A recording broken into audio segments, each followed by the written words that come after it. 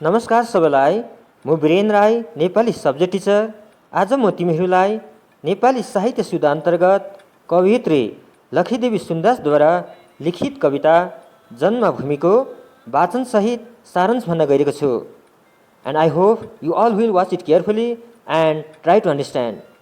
Okay students, let's begin.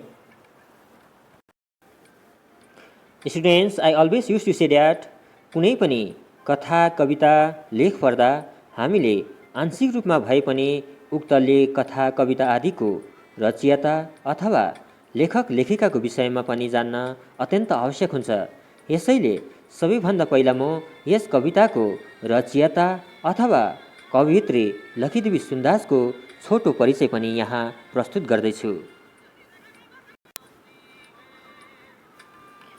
कवयित्री लखीदेवी सुन्दास, उहाँको जन्म 27 मार्च 1924। उहाँको शिक्षा एमए नेपाली र दर्शनशास्त्र भनेको फिलोसफी। पेशा दार्जिलिङ सरकारी महाविद्यालयमा नेपाली विभाग प्रमुख। उहाँको कृतिहरू आहत अनुभूति कथा संग्रह, एकान्त कविता संग्रह, समीक्षात्मक लेख संग्रह। साहित्यमा योगदान दिए बापत उहाँले प्राप्त गर्नुभएको पुरस्कारहरू: साहित्य अकादमी पुरस्कार, जुन पुरस्कार उहाँले आफ्नो कथा संग्रह आहत अनुभूतिको निमित्त प्राप्त गर्नुभएको थियो। त्यस्तै प्रकारले रत्नश्री सुवर्ण पदक, भानु पुरस्कार। उहाँको मृत्यु अगस्त 2019।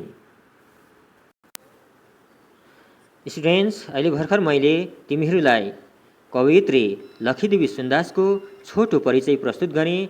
अब उहाँद्वारा लिखित कविता जन्मभूमि वाचन गर्न गइरहेको छु। कविताको शीर्षक छ जन्मभूमि। कवयित्री हुनुहुन्छ लखीदेवी सुन्दास। शैशवकालमा सुन्थे आमाको मुखबाट परीहरूको कथा। स्वर्गलोकबाट आउँछन् परीहरू यस धरामा गर्न अलौकिक कार्य। म विभोर भई सुन्दै भन्थे कस्तो होला त्यो देश, परीहरूको स्वर्गीय परिवेश। तरुण वयमा पढेँ मैले इन्द्रपुरी सुरपुरीबाट, मृदु पाइला चाल्दै आउँथिन् मेनका उर्वशी, मर्त्यलोकका गौरव पुरुष, पुरुरवा विश्वामित्रलाई बान्न प्रणय बन्धनले। स्वर्ग मर्त्यको मिलन कथा लाग्थ्यो अपूर्व कोमल हृदयमा, नाच्थ्यो मनमुग्ध भई अलौकिक रोमाञ्चित स्वर्ग मर्त्यको प्रणय।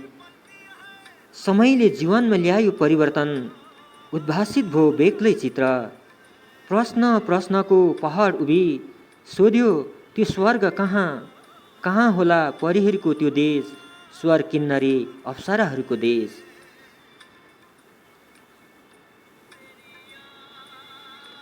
रूप गन्ध छन्द सौन्दर्यले सुख वैभवको अनुपम देश। एक दिन प्रभातको स्निग्ध झलमल्ल उषामा, भास्करको रक्त रञ्जित लालीमा परेथ्यो कञ्चनजङ्घामा, तब अनायासै मुखबाट निस्केछ वेद मन्त्रसरी अकल्पित विशृङ्खलित बानी, यही त स्वर्ग, यही त स्वर्ग।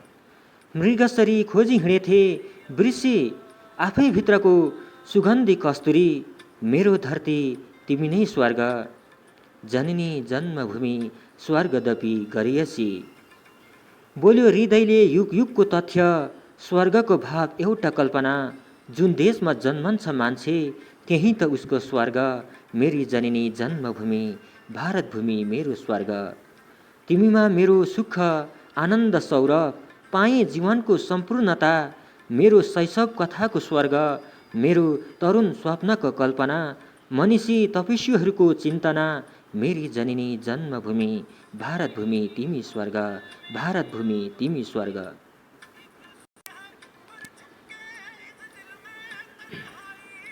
ओके स्टुडेन्ट्स, अब यस कवितामा कवयित्री लखीदेवी सुन्दासले के कस्ता भाव प्रकट गर्नुभएको छ सो कुरा म बताउन गइरहेको छु। कवयित्री लखीदेवी सुन्दासद्वारा लिखित कविता जन्मभूमि। मातृभूमिप्रति प्रेम झल्काउँदै तथा मातृभूमिको महिमा गाउँदै लेखिएको एक सुन्दर कविता हो। अर्थात् यसो भनौँ, कवित्री लकीदेवी सुन्दासको जन्मभूमिप्रतिको प्रेम औ स्नेह छताछुल्ला भएर पोखिएको छ यस कवितामा। कवित्री अनुसार बाल्यकालमा उहाँले आमाको मुखबाट परीहरूको कथा सुन्नुहुन्थ्यो। स्वर्गलोकबाट परीहरू यस धरतीमा आएर असम्भव कार्यहरू गर्छन् भन्ने कुराहरू सुन्दा उहाँको बाल्य हृदय खुसीले विह्वल बन्थ्यो। परीहरूको देश कस्तो होला, स्वर्गको परिवेश कति रमाइलो होला, यस्ता यवत प्रश्नहरू पनि उब्जने गर्थ्यो उहाँको बाल मस्तिष्कमा।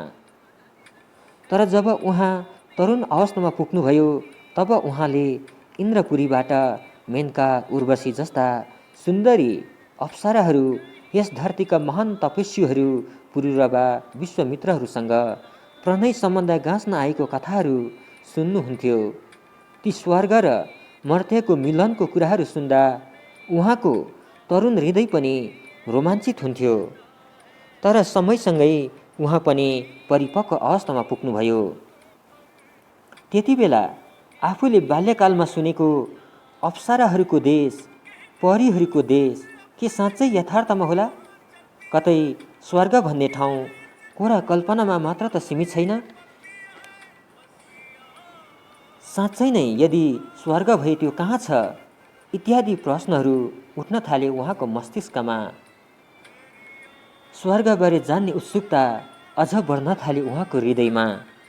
एक बिहान जब उहाँले सूर्यको रक्तिम प्रकाशमा नुहाएकी कञ्चनजङ्घाको मनोरम दृश्य देख्नुभयो, तब अनायासै बाल्यकालदेखि खोज्दै हिँडेको ती परीहरूको देश, ती अप्सराहरूको देश स्वर्ग भेटाउनु भयो।